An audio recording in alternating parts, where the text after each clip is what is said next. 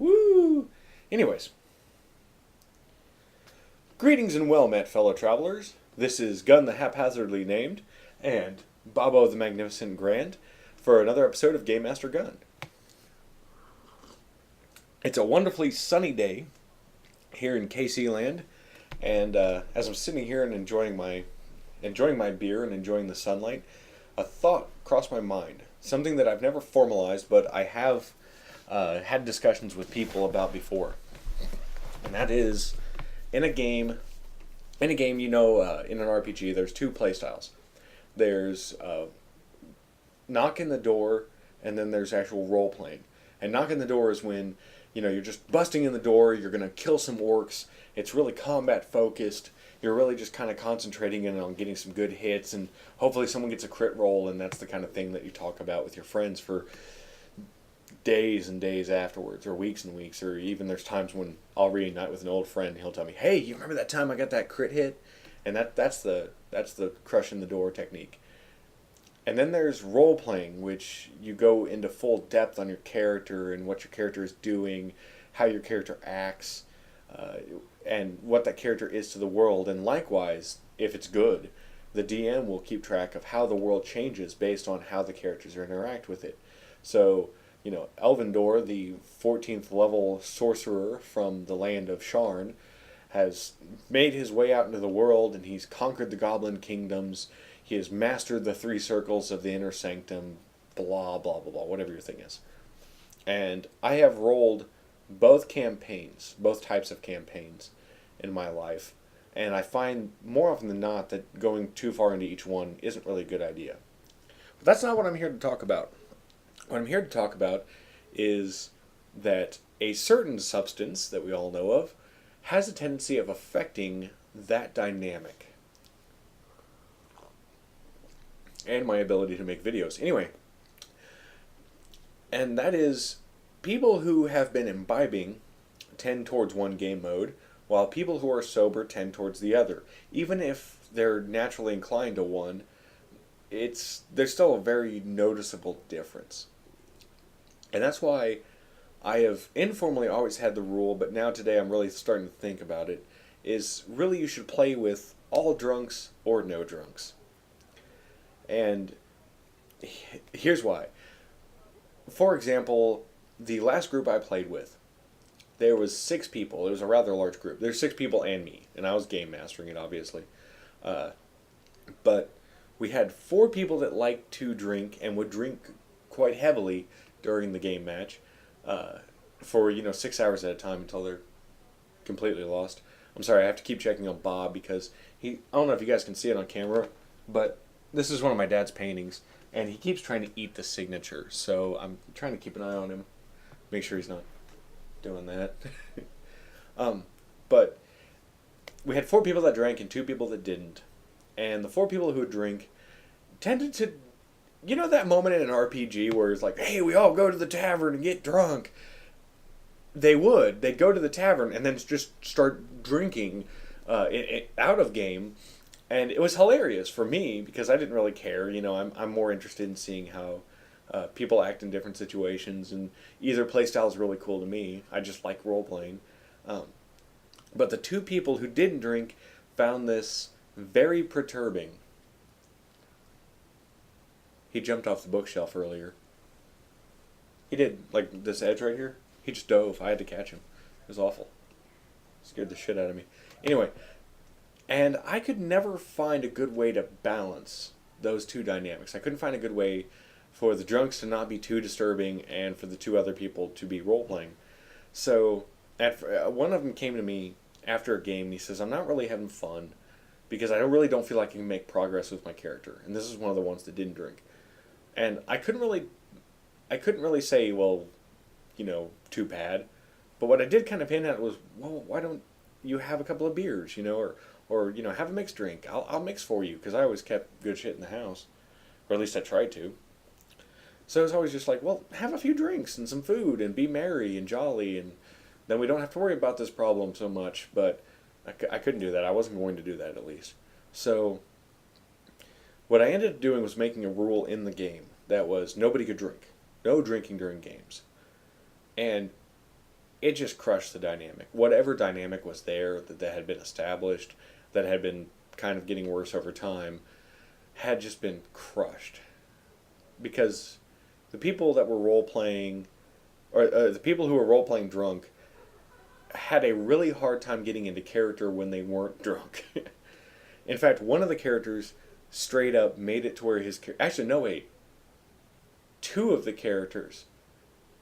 Yeah, two of them, the Lancer and the Cleric, both.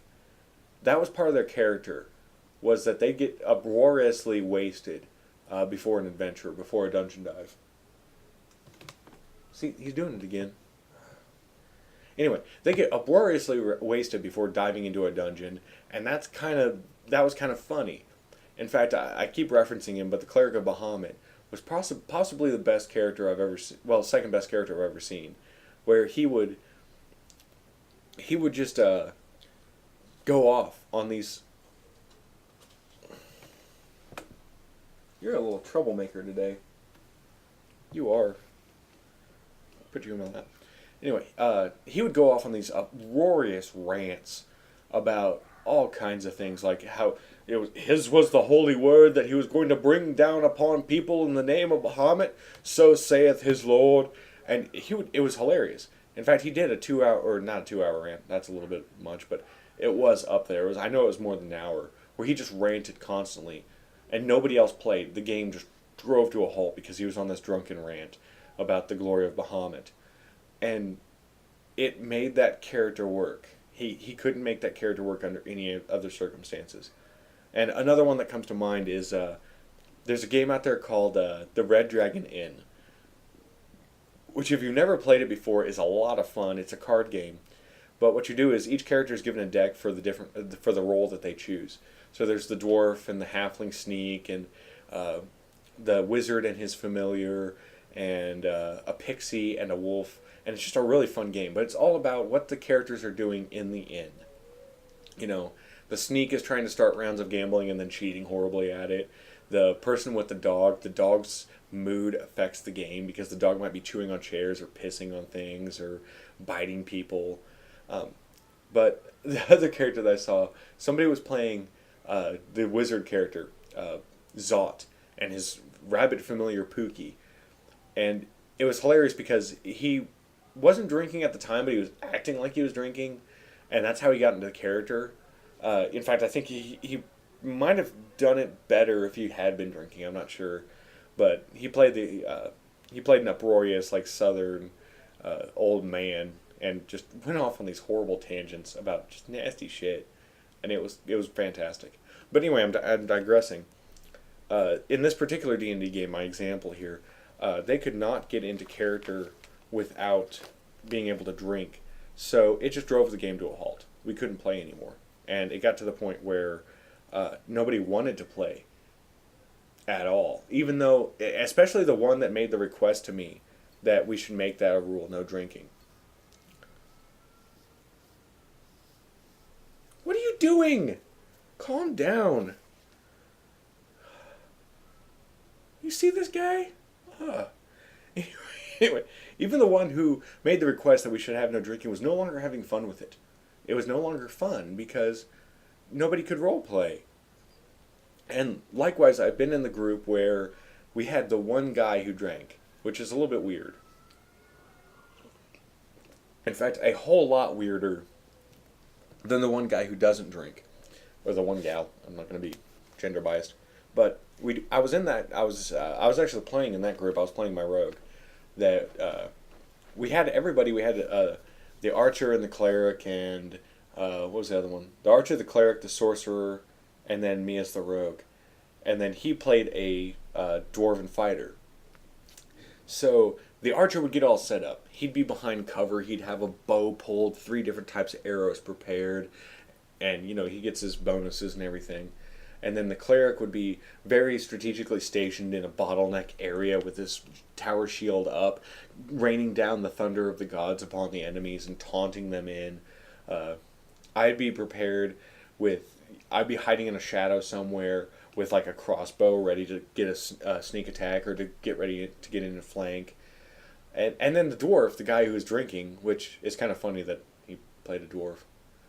Not that I'm dwarf racist, but all dwarves are drunken bastards. His dwarf would just go running off into battle. Which, he was a fighter, which I guess made it a lot easier, but at the same time, he really wasn't thinking about what he was prepared to do. He never really planned ahead of time. He was just there to fuck around, roleplay a drunken dwarf, and have fun. And though I found it hilarious, the other characters didn't quite so much care for it. And I don't know whether or not it was because of his role-playing ability or because he was drinking or what the situation was. You know what? What are you after? Where do you want to go? Do you want to just go on the floor? You can go running around for a while and I'll go find you later. Which makes me nervous. Is this your calisthenics? Are you doing the Stairmaster on my hands? Anyway. Are you trying to get closer to the camera for your close-up? Anyway. So I've been in both sides, and really you can only do it one way or the other. You can have all your drinking friends to get together for some D&D, or you can have all your sober friends that really just want to play D&D or Pathfinder or whatever it is. But you can't mix the two. It gets really strange. You really have a really you really have a hard group dynamic to manage over, and I never found a way to get it to balance out. And if you guys have, by all means, leave some comments. Give me some ideas here, because I got some people who want to roleplay, but I got 4 people, and they like to drink, and I'd rather just have a group of people that are having fun. I can't find a solution. But as an experienced DM, I'd say all drunks are no drunks. And I think that's about all I have. I'm going to go take this one and, I don't know, give him a salad or something. I don't know what he's after. Give him some crickets. Anyway, until next time, guys, hope you're having a wonderful sunny day of it, and I'll have another episode up here soon. You little shit.